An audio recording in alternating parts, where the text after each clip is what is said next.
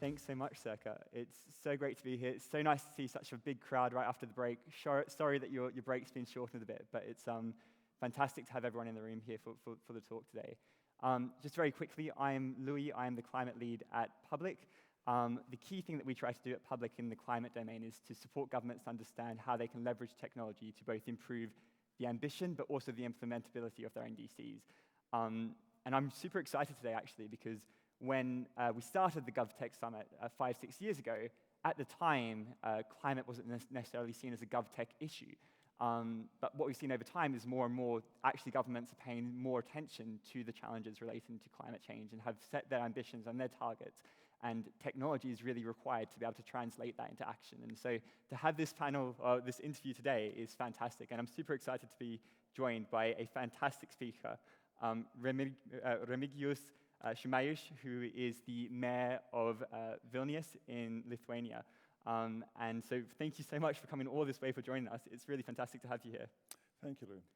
So I'm going to try to go through a bit of a journey today, and I'd love to take us from a point of just starting with why it's so important for cities to be involved in climate action, all the way through to what you are doing in Vilnius, and then what the challenges are that you're currently facing. And so perhaps if we start with that, climate change is such a big issue. You've got so many actors involved.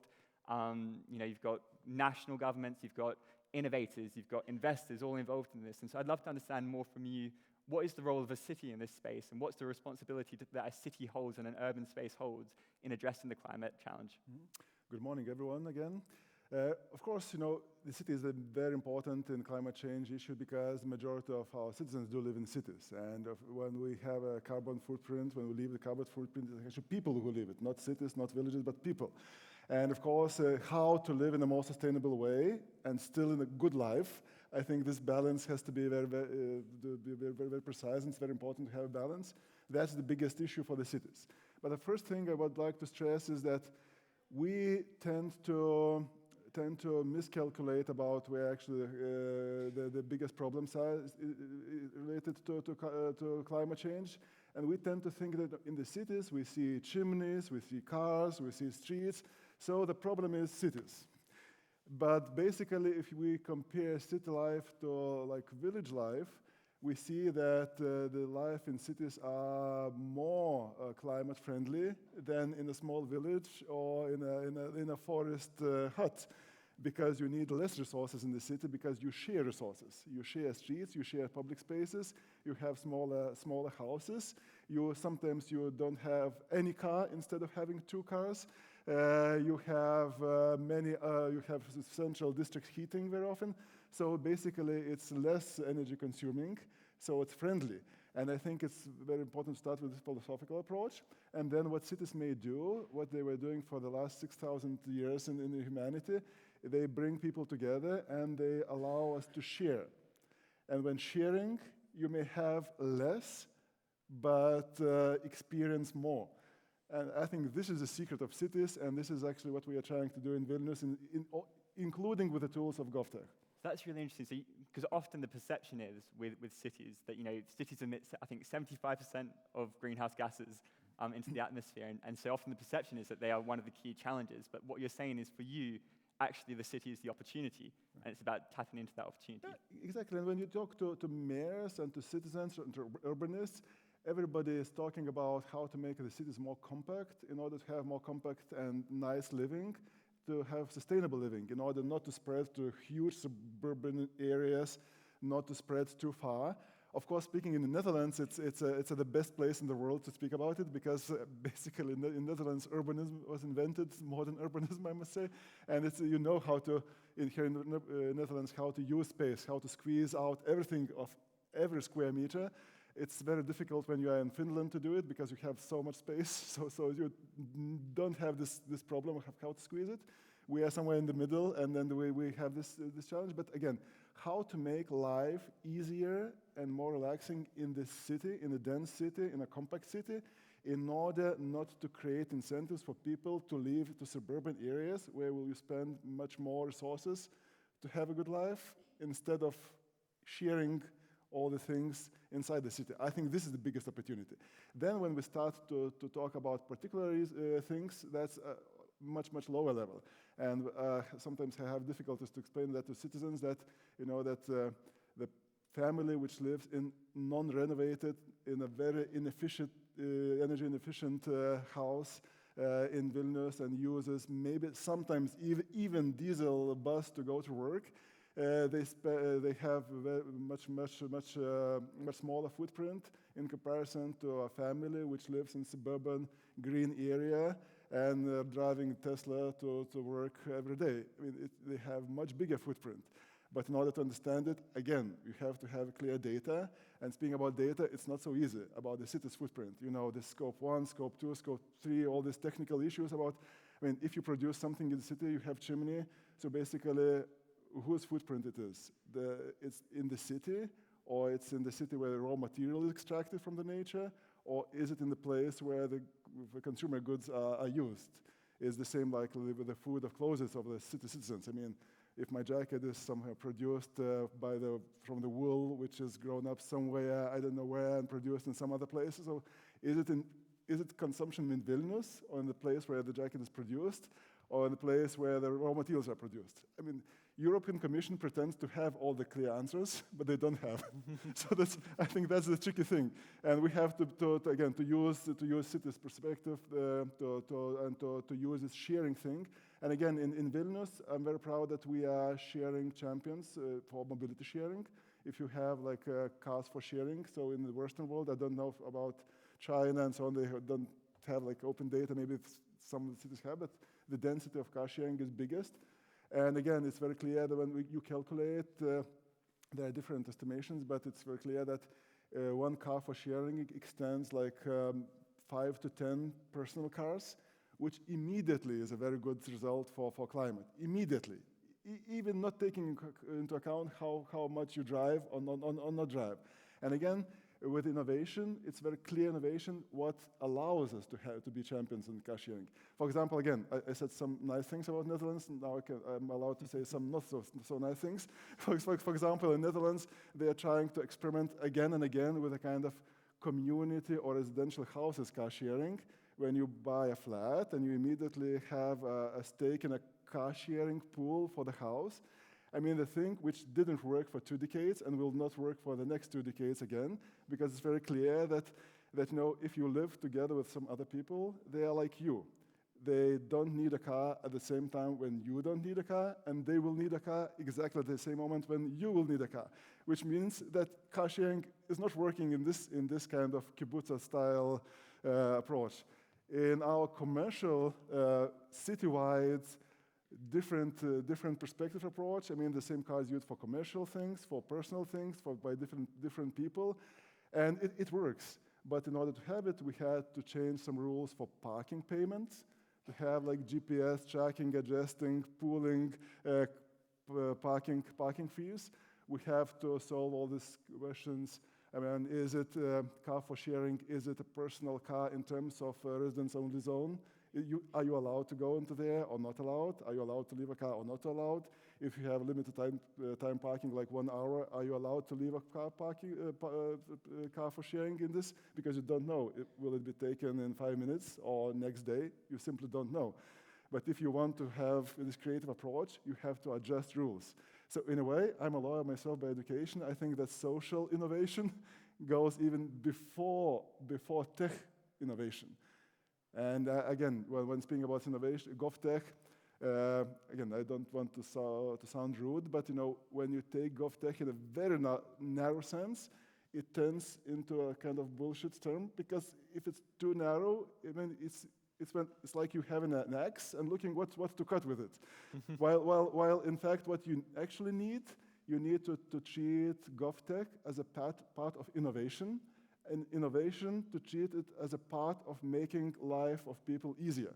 This is very important, because one of the smartest inventions from my point of view is to decide where not to innovate and not to employ GovTech rules.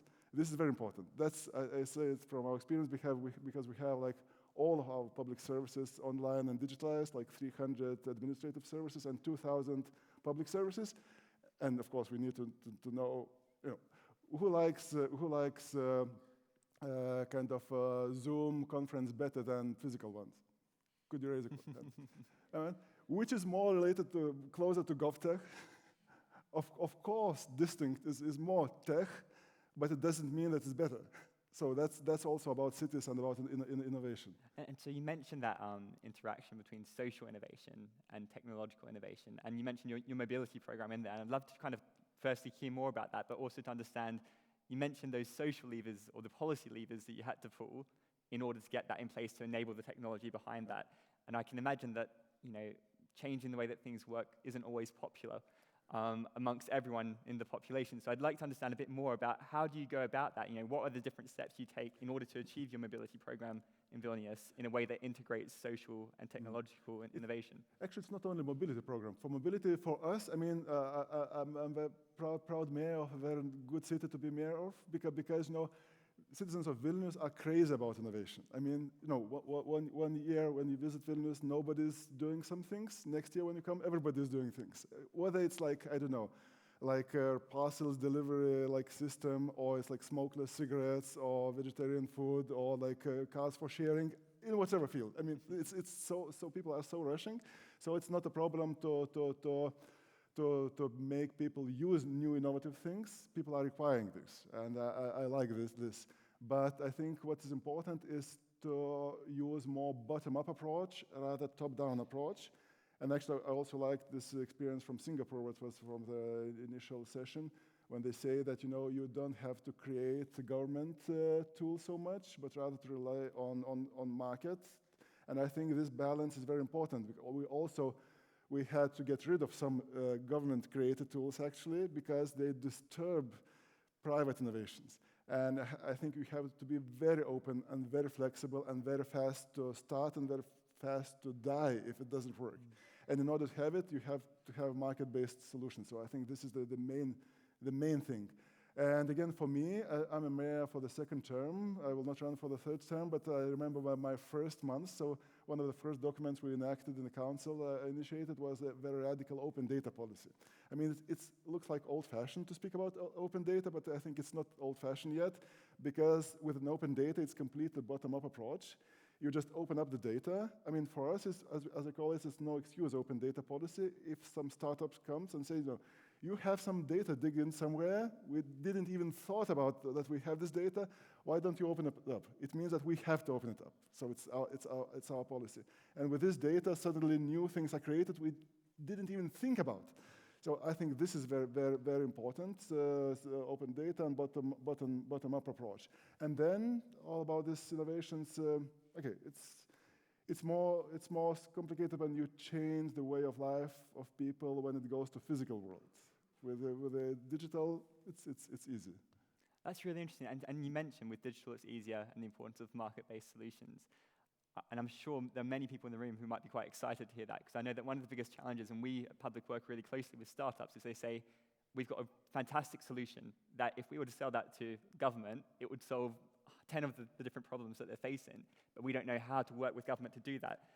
How have you managed to achieve that? One thing, I'm a little bit skeptical about this. When we sell it to government, it will cease to be a private solution from the moment you sell it to government. There are many decisions which are born in Vilnius in a market-based, and I know the companies which are selling it to city governments in other places, and then they become the sole kind of approach and sole solution, which is not a market solution anymore. So for us, what I try to do, for example, mobility sharing or mobility as a service solutions. Vilnius was the first city which actually created a mobility as a service solutions with a traffic company. And it was a big temptation to make this solution as a compulsory for every mobility provider to come and to use this. And actually some cities bought it. And okay, that's their approach. In Berlin, in Munich, in many Southeast Asian cities, mega cities, they bought it and they use it.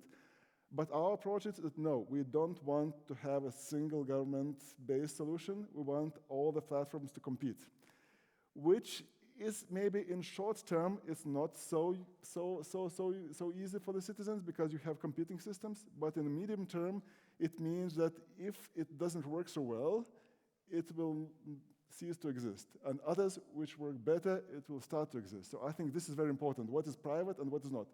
Public procurement or buying out is a way of private starting to be public. But again, I think one more thing about these simple things, because I think in order to achieve big things, you have to be ambitious and simple. And simple is very important. And I have some postcards and have Kipras, my colleague, who will share it with you if you're interested. What I'm most proud of some innovations is, for example, we have 10 principles of our architectural solutions, how we do it in Vilnius. And we have a self-evaluation form for developers and architects when they submit projects.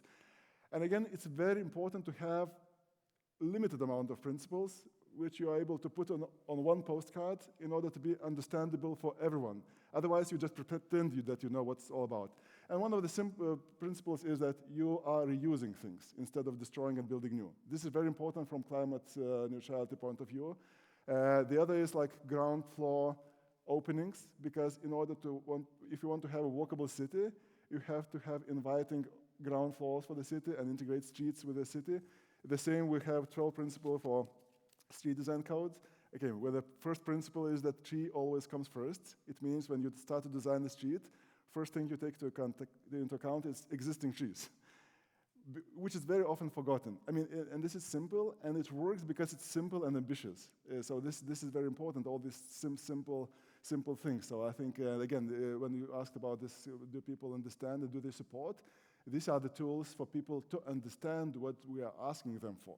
Because very often people do not even have a clue what do we want from them. That's really interesting. And so thinking about how you've achieved this with technology then, clearly you've got some really fantastic structures in place here. And you mentioned that intersection between social innovation and technological innovation.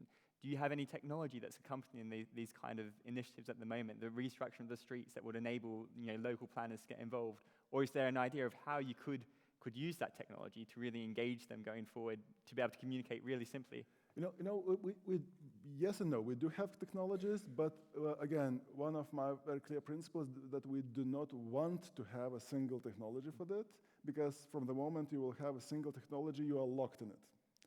And again, the same question, when the city decides to buy a startup technology to have a solution in some area, it means the city is locked with this technology, and for the other startup, it will be more difficult to come to the market and to offer the possibility. So basically, we always open to new technologies. Again, we have this CivTech Alliance, which will be presented very, very soon right here, and Vilnius is very active in this.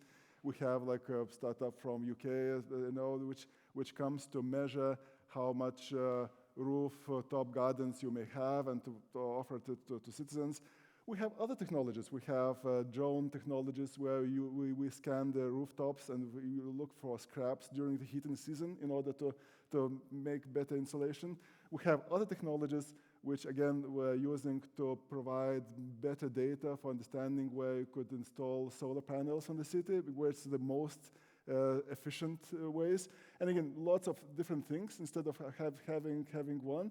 And that's, I think, is very important, because when you have these principles, so principles is more social innovation. And again, this postcard is basically technology as well, because when you have 300 pages document, nobody will read it. When you have like one postcard technology, it starts to be like user-friendly, like with all the apps. You don't know what's behind the interface. So basically, this is the interface. And digital and physical, I think we have to interconnect it very, very much.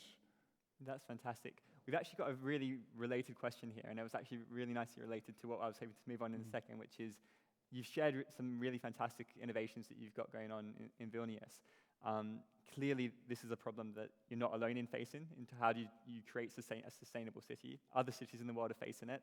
And so we've got a question about what the role of initiatives like C40 Cities or Eurocities are in exchanging best practice and solutions. And are there any other solutions that you've seen in other cities that you think, I'd love to use that and innovate off that? Yeah, my conclusion after being mayor for 7.5 years, that knowledge is spreading very slowly nowadays, very slowly. And UB40 or these Eurocities, they are networks. We come, we see each other, we talk. Do we bring something from that? Yes, we do bring. But I will just give two examples. One is that we just thought out, of course, we have to learn from each other, so how do we learn? Conferences are very important, but also very more precise approach is also very important. So when in our mobility company, we opened up for board selection for international vacations. So we have the CEO of Amsterdam on our board. And actually, that's the first thing in any city I know where you have a foreign city kind of administrator in a company, on a board. Why cities don't have it? I don't know, but I'm angry at myself that I didn't think about it 6 years ago, just 2 years ago. But it's so simple. But I mean, we just don't invite others to share. The other example is about, again, these 10 principles of architecture.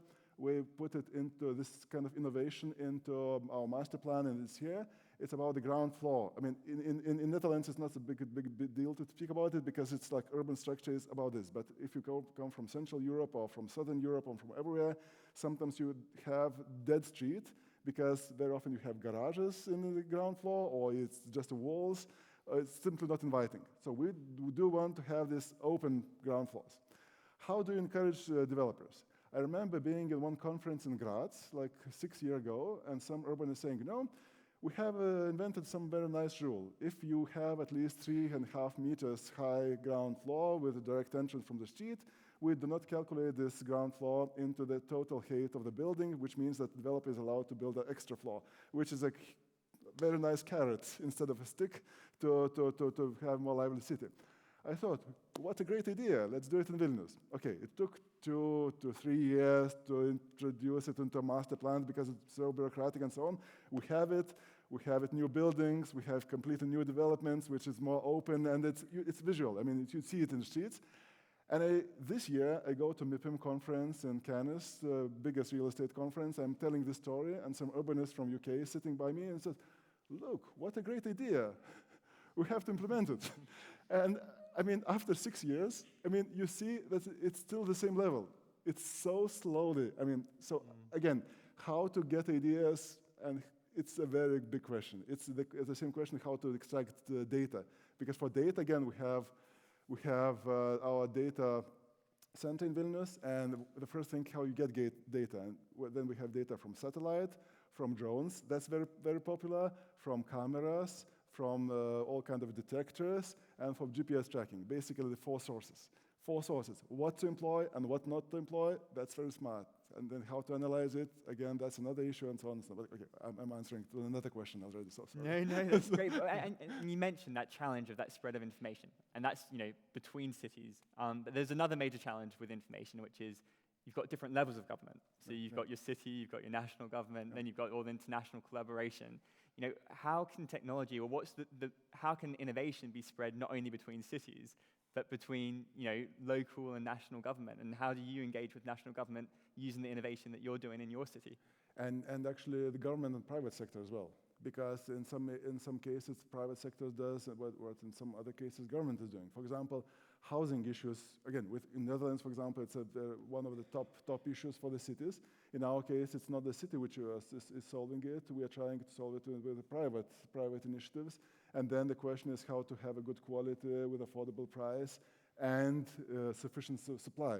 And again, you have to learn from each other. For the government as well, I mean, you have to have your eyes open. I mean, I'm afraid that there is no one single recipe.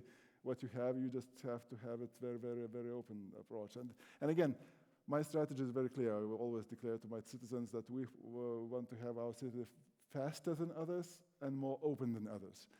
And I think this is exactly the thing that what you have to employ in order to use this new methods. Really interesting.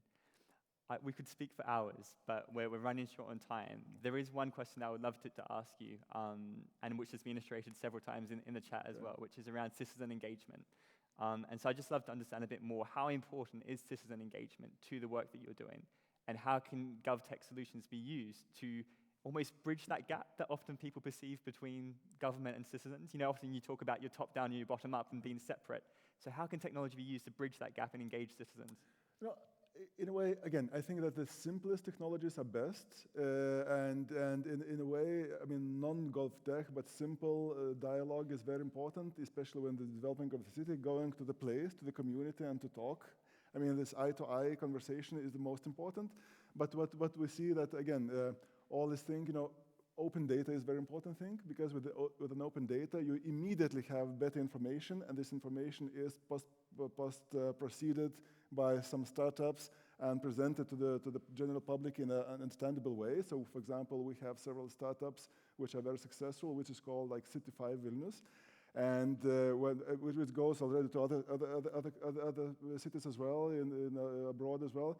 When, for example, you want to have a new development, so on what stage? I mean, is it initial stage, or to whom the land does belong? Is it approved like project proposals, or do they start at construction? Is it an architectural competition, or what? Basically, when I want to know what's happening in Vilnius, including with our own projects, so I don't dig into our own databases, which are sometimes very kind of bureaucratic, as in all governments, but I go to the Cities.fi on the map, and I see what stage it is. That's it. So, and then we are starting to talk to them. Also, the pandemic initiated very good decision, because we were obliged by the law to have all the debates just in similar halls with the public. And basically, in all countries, there's a certain type of people who come to these discussions. Very often, they are very disappointed in life in general, and they're very much against everything. That's in all cities. And when we had to switch to Zoom or Teams or other platforms during pandemic, this was amazingly good. And I don't understand people who say about digital kind of leftover people because of digitalization. Our experience is that at last we reached the middle class. Because middle class people are joining these Zoom and Team meetings because they were avoiding to go to these angry meetings of angry people. They were simply going out. So at last we have its normal discussion. So again, these are very simple solutions, but these are the best. I've seen many sophisticated solutions, and I don't see how they work very well, because they're very sophisticated. People may present it with different layers, like 10 branches and drawers and whatever, but at the end of the day, it's very simple. As for us to discuss, it's just easy. It's really great to hear your take on that, and I completely agree that I think often those simple ones are missed. One final question before we get kicked off the stage, but I think the next year is going to be a big year for Vilnius. You mentioned that for you're nearing the end of your last term, and I imagine that you've got some really exciting projects coming up before you finish, but also I know that it's the 700th anniversary, I believe, of the city. Yeah, that's true. So happy anniversary and birthday to Vilnius. But I'd be keen to know, looking forward at this very kind of crucial point for the city, what's your vision? What's your vision for sustainability, and what's the role of GovTech in that vision? For us, again, sorry for going back 700 years right now, but for 1 minute, we are a very lucky city, because very often cities are described by someone else when they are born, during some battles or whatever. In our case, it was a very nice beginning, because the Grand Duke said, that wrote a letter presenting that from now, there will be a capital of our nation, and we invite everybody to come, to trade, to produce, and so on and so on. So this is a very nice DNA, and we may actually read this letter again and again and saying, for developers, for everyone, I mean, just for innovation, it started as an innovative city, because the letter says, we will build a church, because we were a pagan country back then, and now we invite everybody to come. And if you are good people, so you are here, you will find freedom here and innovation. And basically, he said that we will be faster than others and more open than others. So that's exactly the same thing. So for us, it's easy to come with. And again, just to have it ambitious and simple. That's the thing we want to have during 700 years anniversary as well. That's fantastic. Well, thank you very much, Remigijus Šimašius. It's been really a great honor and pleasure to have you here today. Thank you so much. I found it really interesting hearing your take. It's been great to hear about your take about the importance of that simplicity when addressing that sustainability innovation, and how that enables you to reach the biggest crowds and get citizens engaged. So thank you, everyone, for joining. Thank you so much. And if you want some postcards, so Kypros have. These are very nice. Thank you very much.